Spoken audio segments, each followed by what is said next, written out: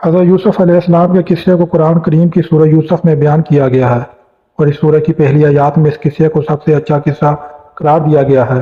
تو جو قصہ سب سے بہترین اور اچھا ہے اس کے بارے میں جاننا ہر مسلمان کے لیے ضروری ہے، اور جو اس قصے کے بارے میں جان چکے ہیں ان کی ذمہ داری بنتی ہے کہ وہ اس قصے کو ان لوگوں تک پہنچائیں جو اسے نہیں جانتے، کیونکہ اس قصے میں زوال سے عروج حاصل کرنے کا فارمولہ بیان کیا گیا ہے۔ سیدنا حضرت یوسف علیہ السلام اللہ تعالیٰ کے امتحانوں میں ثابت قدم رہے اور صبر کرنے والے ثابت ہوئے تو اللہ تعالیٰ نے انہیں بادشاہی عطا کی۔ جب حضرت یوسف علیہ السلام کے سکیلے بھائی اپنے والد محترم سیدنا یعقوب علیہ السلام کے حکم پر دوبارہ مصر پہنچے اور اپنے بھائی بنیامین کی رہائی کی درخواست کی، تو اس موقع پر انہوں نے سیدنا یوسف علیہ السلام کو حضرت یعقوب علیہ السلام کا پیغام پہنچایا۔ جب حضرت یوسف علیہ السلام اپنے والد کا خط پڑھا تو زاروں قطار رونے لگے، جس کے بعد انہوں نے اپنے بھائیوں کو بتایا کہ وہ یوسف علیہ السلام ہیں جسے وہ بچپن میں کنویں میں پھینک آئے تھے۔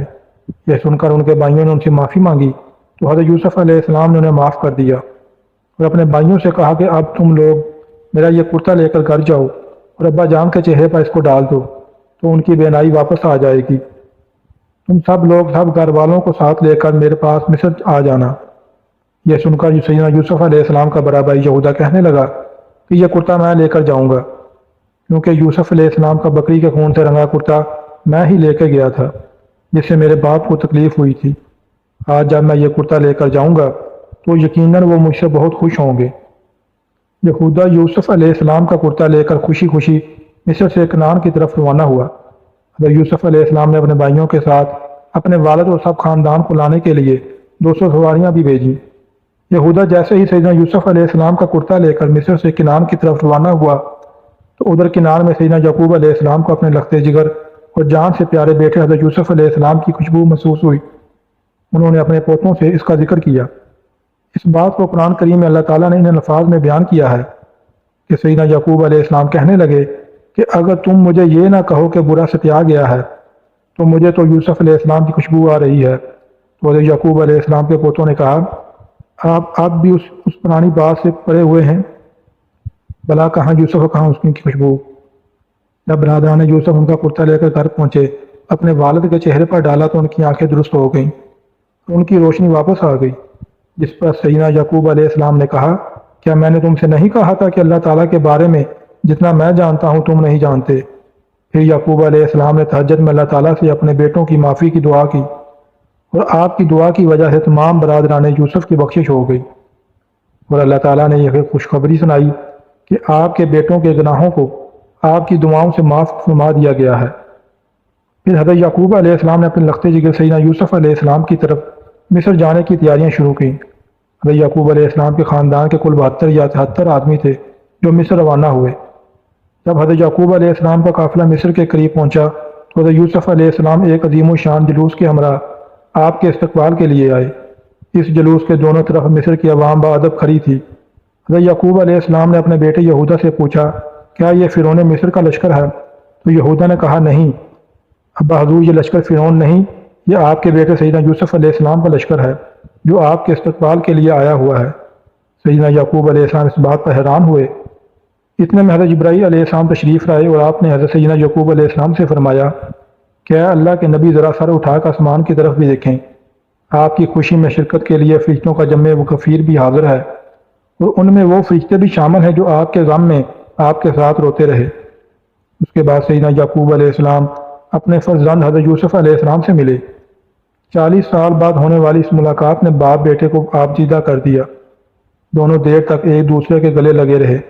پھر حضرت یوسف علیہ السلام اپنے خاندان کو لے کر اپنے دربار میں پہنچے اور سیدنا یعقوب علیہ السلام کو سہارا دے کر اپنے تخت شاہی پر بٹھایا، اور ان کے ارد گرد آپ کے 11 بھائی اور آپ کی سوتیلی ماں بھی بیٹھ گئی۔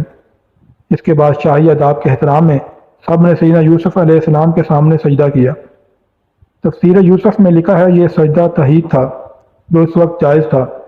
جب سب کے سب حضرت یوسف علیہ السلام کے سامنے سجدہ میں گر پڑے تو اس کے بعد انہوں نے اپنے والد سے کہا کہ ابا جان، یہ پہلے خواب کی تعبیر ہے، بے شک اسے میرے رب نے سچا کیا، اور بے شک مجھ پر احسان کیا کہ مجھے قید سے نکالا اور آپ سب کو گاؤں سے لے آیا۔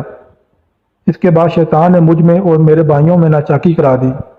بے شک میرا رب جس کام کو چاہے آسان کر دے، بے شک وہی علم و حکمت والا ہے۔ یعنی میرے 11 بھائی ستارے ہیں اور میرے باپ سورج اور میری والدہ چاند ہیں، اور یہ سب مجھ کو سجدہ کر رہے ہیں۔ اس کے بعد بادشاہ مصر حضرت یوسف علیہ السلام پر ایمان لے آیا اور اس نے ساری بادشاہت آپ کے حوالے کر دی۔ اس طرح بنی اسرائیل کو مصر میں حکومت مل گئی اور یہاں آباد ہو گئے۔ حضرت یعقوب علیہ السلام نے اپنی باقی زندگی حضرت یوسف علیہ السلام کے ساتھ خوش و خرم گزاری۔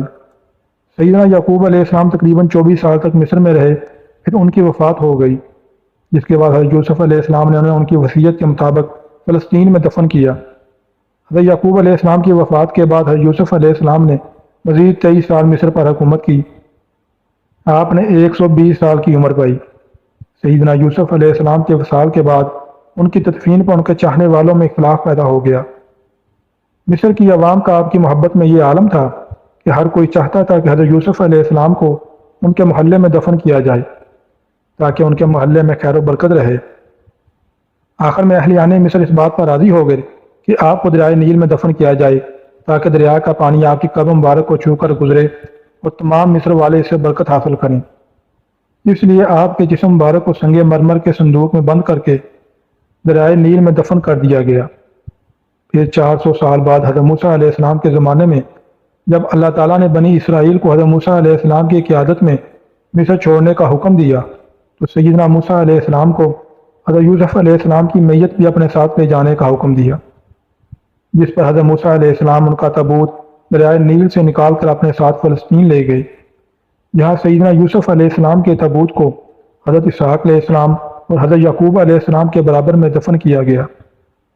اس وقت آپ کا مزار مبارک فلسطین میں ہے۔